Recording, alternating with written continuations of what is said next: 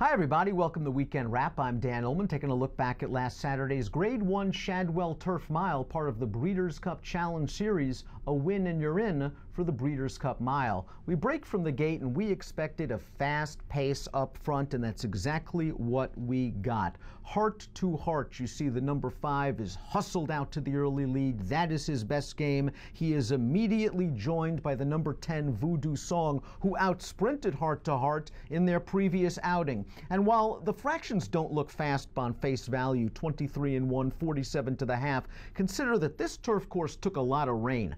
I think this pace is very fast, and the 5 and the 10 are going to end up nowhere at the end of this race. Let's take a look at the number 3, sitting in the prime pocket position, Great Wide Open. Great ride from James Graham, who was able to hustle. That was the plan. Get into this spot behind the speeds and hope for the best. And he is really the only part of this pace that's still around at the end at 81-1 on the tote board. Following Great Wide Open is the winner of this race, and that is Next Chairs, who's just going to get a beautiful trip and ride from Tyler Gaffalione. Sitting in mid-pack, he's going to be keeping an eye on Great Wide Open, and the last thing he wants to do is get stuck behind an 81-1 shot. So he's going to ease off the rail right now, and he wants to follow Voodoo Song. The problem is Voodoo Song's going nowhere, and you know something? That's the best thing that happened for Next Chairs, because Great Wide Open goes off the rail, the pace setter drifts off the rail opens up, and Next Chairs does not have a stone in his path. He takes the lead.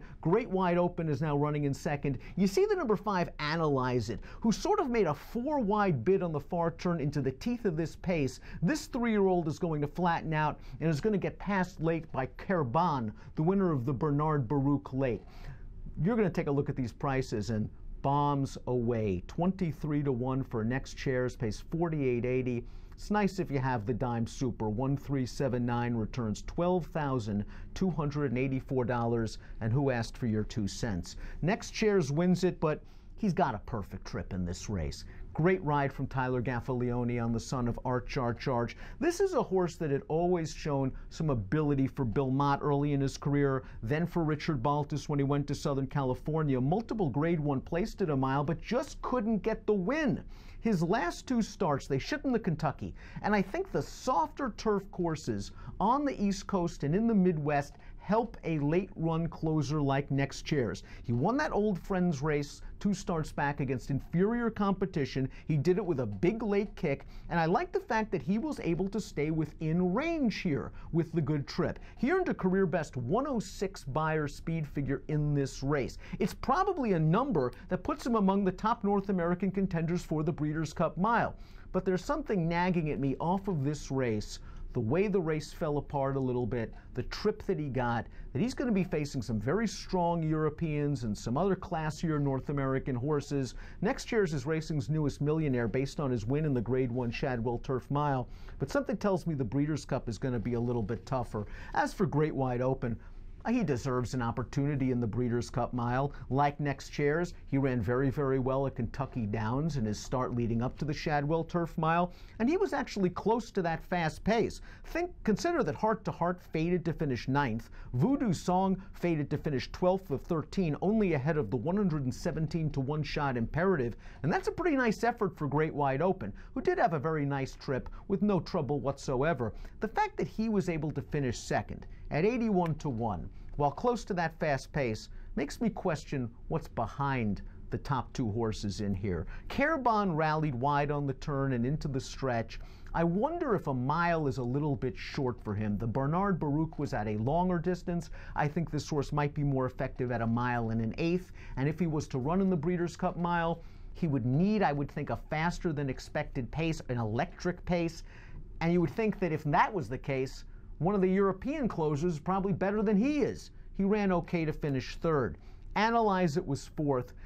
I would want to give Analyze It another chance. I don't think Chad's going to take a chance in the Breeders' Cup Mile, simply because Johnny V had him in a good spot. He tried to get into the race. He was 5 wide early on the far turn, 4 wide through the turn, into the stretch, and then he flattened out. I just think he made his move into the teeth of the pace. I don't think this race is as bad as it looks. It's disappointing because he was the beaten favorite and there was a lot expected going into this race for Analyze It. but I'm not sure if he's Breeders' Cup ready right now. And then you look at the rest of the field. Bound for Nowhere, yes, had a very tough outside post position, but it looked like he settled in a very good spot sitting just outside of Great Wide Open, a horse that he handled at Kentucky Downs, and he just had nothing turning into the stretch. It's possible a mile is a little bit too far for Bound for Nowhere, and it must be noted that he basically threw a fit behind the gate, and it took him a long time to get in there, and right now he just has a lot of work to do from a professionalism standpoint. Almanar, turning back from the Arlington Million, where he was the runner-up, he had a good trip, I thought. Good pace scenario, all by himself in mid-pack, and just really never fired for Chad. And considering that this horse has had his share of physical problems, I'm a little bit worried that maybe something happened to him. It's possible he has the excuse that the good turf course worked against him, but I was a little bit disappointed with Almanar. Big Score came with a good run from the back of the pack. He was a giant price at 40-1. He was way too far back turning into the stretch, but the fast pace worked to his favor. And he kicked down a couple of horses that were rated higher than him coming into the race. Mr. Misunderstood, Synchrony. I wonder about the quality overall of this Shadwell Turf Mile, taking nothing away from the top three finishers. Next Chairs is in excellent form. Richard Baltus is a top horseman and has gotten him in good form, but I think he got the right setup and the perfect trip up the rail. Great Wide Open had a very nice trip. He ran well at 81-1. I would have to see it again at another big price in the Breeders' Cup Mile. And while Kurbon rallied well again, he did get the setup from a pace standpoint, and a mile might be too short. The Shadwell Turf Mile, a Grade 1 $1 million race, and usually an important prep for the Breeders' Cup Mile as part of the Breeders' Cup Challenge Series in a win and you're in. But we'll see how Next Chairs takes the next step up when he runs in the Breeders' Cup Mile.